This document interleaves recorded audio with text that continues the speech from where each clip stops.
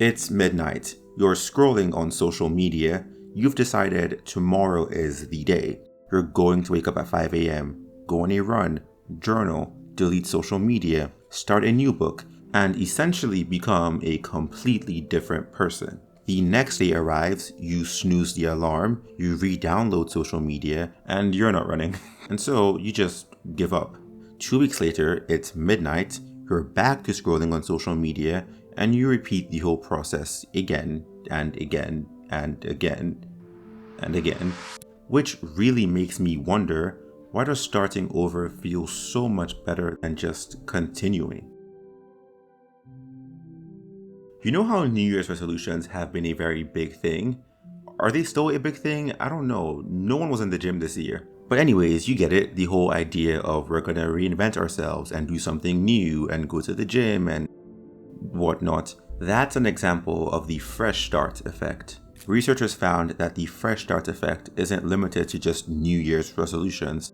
It applies to what they call temporal landmarks. These are distinct days that feel different from the rest, so it motivates us to mentally separate our present selves from our past selves. Birthdays, the first day of the month, the first day of the week, Mondays, or in my case, Sundays. I'm Team Sunday is the start of the week.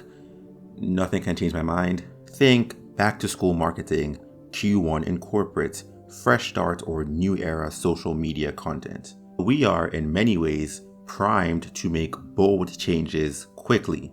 It's one of the reasons why buying a brand new journal or notebook feels better than writing in the one that you abandoned months ago. But also, a brand new journal, a fresh start, allows us to skip the hard work of confronting our unfinished goals. Could that also be what we're avoiding? The awareness that we aren't exactly where we want to be.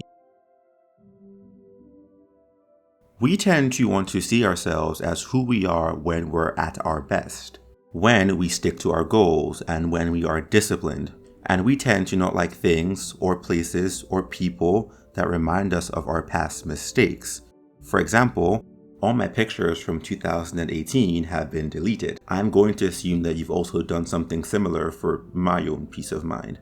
Professor Higgins developed the self-discrepancy theory, which states that we feel uncomfortable when there are gaps between who we actually are and who we ideally want to be. We then want to reduce that discrepancy. Interestingly, we don't need to necessarily close the gap. We just need to feel like the gap has gotten smaller. And in the age of social media, the ideal self is constantly changing in response to what other people are doing or what is trending. With these algorithms, it constantly feels like you're behind. So instead of being the person who has missed 50 days of journaling, we just buy a new journal and suddenly we feel like we're right on track. Now, subjectively, we've closed the gap. But objectively, we haven't. We've just drawn a line between our past selves and our present selves. When you reset, or at least try to reset your identity after watching a YouTube video telling you to lock in, you create some psychological distance from your past mistakes. Those mistakes begin to feel like they belong to an earlier version of you rather than the person that you're trying to become. Can we do anything to break this cycle? You probably know someone who's on their 12th rebrand. They're going by their middle name now and they've changed their social media handles. You might even be that person. So there are actual psychological and sociological reasons why we keep starting over and over again.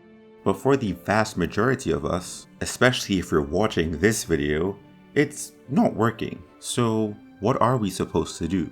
At the risk of making this a motivational video, I think the way to make consistent progress is probably something that you already know and is really boring. The only thing that's ever worked for me is making a list of goals and habits and picking just one new thing at a time, getting a handle on that one thing before adding anything else to my plate. Thinking of growth as an evolution as opposed to a reinvention. I know it's boring and doesn't change your life in 24 hours or whatever, but I'm not even sure we should be trying to reinvent ourselves so quickly. I think gradually evolving might be the point. Don't ruin your life and blame me though.